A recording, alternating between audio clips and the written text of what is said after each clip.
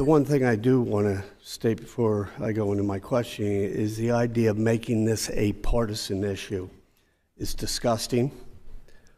This issue has nothing to do with being on a red or a blue team. This is an American issue in terms of what we're facing on our campuses and shouldn't be taken under the light of a partisan issue.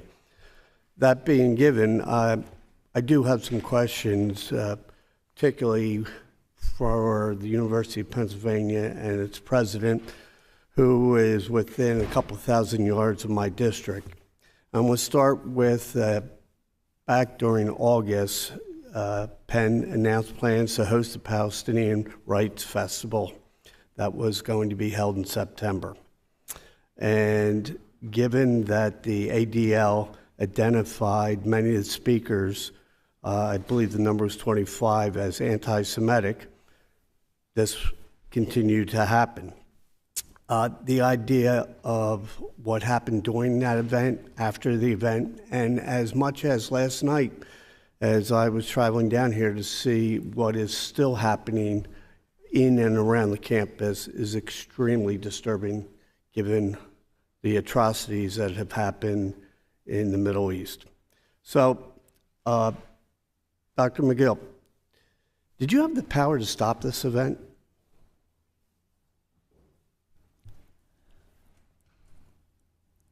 Under our approach to academic freedom and free expression, Congressman, we have probably thousands of speakers to campus every single year. Many of them I disagree with. I don't cancel or censor them in advance of their arrival to campus. So anytime you use the word censor, so any event on your campus, you would never interfere for the fear of censoring somebody. Is that what you're suggesting? Well, Congressman, we are, of course, always concerned about safety and security, so that could be a constraint we would be worrying about in thinking about an event. It's a very rare occasion. So there would be times that you would stop an event under the terms of censoring if you, under your opinion or those advising you, say there would be a security issue. Well, our approach is not to censor based on the content, but to worry about things like the safety and security and the time, place, and manner in which the event would occur.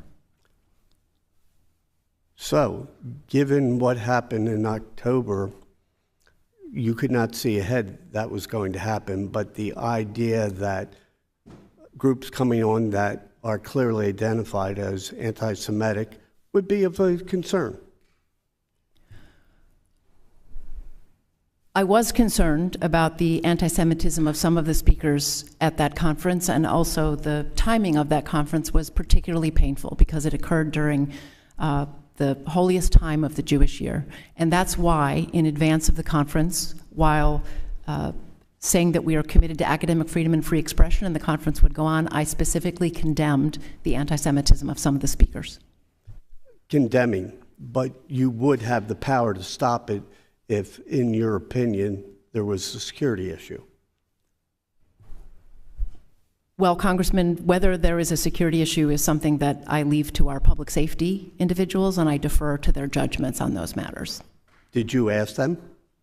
We discussed the security and safety of every large conference that happens on our campus, and yes, we did talk about this one. And they, in their opinion, along with you, decided that there were no security issues by the nature of you allowed this to continue. We did not believe, we believed we were ready for any security concerns that might arise. So yes, it went ahead.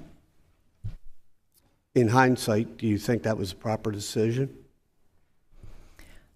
I think canceling that conference would have been very inconsistent with academic freedom and free expression, despite the fact that the views of some of the people who came to that conference I find very, very objectionable because of their anti-Semitism. Would you permit your academic department to sponsor a conference if 25 speakers that the NAACP would identify as racist? Congressman, we follow our policies always, and our policies are guided by the United States Constitution and a commitment to academic freedom and free expression. So is that a yes or no answer? The answer is that we follow our policies. I'll yield back.